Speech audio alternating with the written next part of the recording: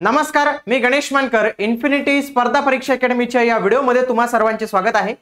अंगणवाडी मुख्य सेविके संबंधित एक महत्त्वपूर्ण आणि एक लेटेस्ट अपडेट जे आहे तर ते आलेले, तर याचे सगळे स्कोर आलेले आहेत आणि याच्यानंतर लवकरच जे आहे तर ते निकाल लागणार आहे. पुढील प्रक्रिया काय असणार आहे याच्या संबंधी माहिती देणारा आजचा आपला हा व्हिडिओ असणार आहे. व्हिडिओ तुम्ही शेवटपर्यंत पूर्ण बघा. आपण डायरेक्टली आपल्या पीडीएफ कडे जाऊया की ज्याच्या माध्यमातून आपल्याला बाकीच्या गोष्टी ज्या आहेत तर त्या कळतील. बघा, ही जी आहे तर त्यांच्या मार्फत आलेले हे रॉ स्कोर त्यांनी दिलेले होते. बघा, सगळ्यात आधी त्यांनी काय केलं की तुमची पेपरनुसार गुण कॅल्क्युलेट केलेले होते. पेपरनुसार गुण केल्यानंतर पुढची स्टेप त्यांनी काय केली की याला नॉर्मलाइज केलं. नॉर्मलाइज केल्यानंतर फॉर एक्झाम्पल आता या व्यक्तींचे 99 मार्क होते, आता त्याचे झाले 117. आता काय होतं, शिफ्ट नुसार हार्डनेस नुसार त्या शिफ्ट मध्ये किती टॉपर होतं त्याच्यानुसार हा गुण जो आहे तर तो कळत असतो. आता ही जर पीडीएफ पाहिली जवळपास 1380 पेजेसची आहे. म्हणजे जेवढे काही उमेदवारांनी परीक्षा दिली असतील सगळ्यांना त्यांचे स्कोर कळालेले आहेत. आता याची पुढची प्रक्रिया नेमकी कशी असेल तर तुमच्या कॅटेगरी वाईज जागा तयार होतील. कॅटेगरी वाईज जागा तयार होतील. मग ते कसं ठरवतील बघा, फॉर एक्झाम्पल इथं 102 पद आहेत. निवड फक्त 102 महिलांचीच होणार आहे, परंतु प्रत्येकासाठी वेगवेगळा कट ऑफ जो आहे त्यांना लावा लागणार आहे. म्हणजे फॉर एक्झाम्पल जर आपण पाहिलं की अनुसूचित जातीच्या म्हणजे SC अनुसूचित जातीच्या 13 जागा भरायच्या आहेत. पण 13 जागा डायरेक्टली नाही भरता येणार त्यांना. बघा, 8 मध्ये जनरल असतील, मग याच्यात मेल आणि फिमेल दोन्ही येतील. पुढे एक खेळाडू असेल, 2 माजी सैनिक भरावे लागतील, एक पदवीधर अंशकालीन, भूकंपग्रस्ताला जागा नाही आहे, प्रकल्पग्रस्ताला एक जे आहे तर ती जागा आपल्याला इथं बघायला मिळते. आता या सगळ्या महिलाच आहेत म्हणून महिलांचं ते आरक्षण नाही, तर इथं सॉरी मेल लिहिलं गेलं ते, पण फिमेलचे सगळे जे आहेत तर ते आरक्षण आहे इथं, म्हणून फिमेल आरक्षण इथे येत नाही.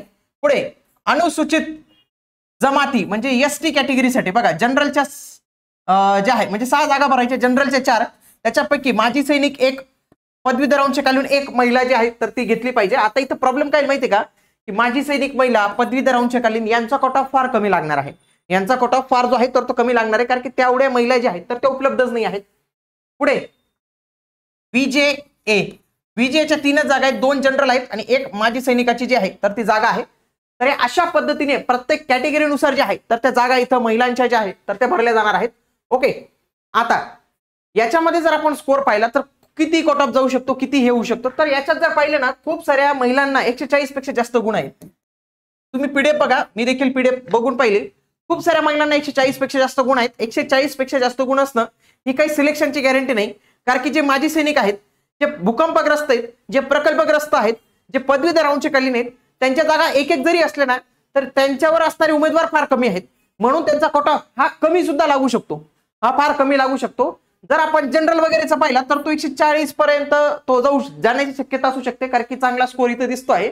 पुन्हा इथं 130 ते 140 मध्ये खूप साऱ्या महिला आहेत, खूप साऱ्या म्हणजे टॉपरच्या महिला आहेत, तर त्या 130 ते 140 मध्ये आहेत. बाकी ज्या फक्त परीक्षेचा फॉर्म आला म्हणून भरला त्या सगळ्यांना तुम्ही ऑब्झर्व करा की 50च्या म्हणजे 100च्या खालीच जे आहेत तर ते गुण आलेले. 100च्या वरती थोडे गुण असणं, थोडे चान्सेस जास्त आहेत तुमचे पॉसिबिलिटी सिलेक्शनचे. पण याच्यामध्ये ज्या काही कॅटेगरी वाईज जागा आहेत ना त्यांच्यामध्ये मात्र हा फरक पडू शकतो. म्हणजे प्रकल्पग्रस्त महिला असेलच नाही. आता समजा भूकंपग्रस्त महिला कशामध्ये पाहिजे, ओबीसी मध्ये. आता ओबीसी कॅटेगरी त्याच्यामध्ये भूकंपग्रस्ताचं सर्टिफिकेट असणारी महिला ही फार कमी असण्याची शक्यता आहे, म्हणून त्यांचा कट ऑफ हा किती जाऊ शकतो याचा काही अंदाज येऊ शकत नाही. जनरलचा कट ऑफ मात्र थोडा चांगला जाईल, कारण की चांगल्या महिलांना चांगले असे गुण आलेले आहेत. तुम्हीच पीडीएफ बघा, 140 पेक्षा खूप साऱ्या महिलांना जे आहे तर ते इथं स्कोर आपल्याला इथं दिसतो. म्हणजे बघा इथं 145.73 गुण आलेले महिला दिसते आपल्याला. म्हणजे तुम्ही प्रत्येक पेजवर बघा, प्रत्येक पेजवर बघा, यांना तर डायरेक्ट 149.48 म्हणजे चांगले गुण बघा, 144.59 एवढे गुण या महिलांना जे आहे बघा, इथे किती 148.48 गुण जे आहे तर ते आपल्याला इथं बघायला मिळत आहे. आलं लक्षात तुम्हाला? तर अशाच पद्धतीच्या अपडेटसाठी तुम्ही आपलं इन्फिनिटी स्पर्धा परीक्षा अकॅडमी हे जे युट्यूब चॅनल आहे तर याला सबस्क्राईब करून ठेवलं पाहिजे. अन्य देखील आपले युट्यूब चॅनल आहेत त्यांना तुम्ही सबस्क्राईब करू शकतात.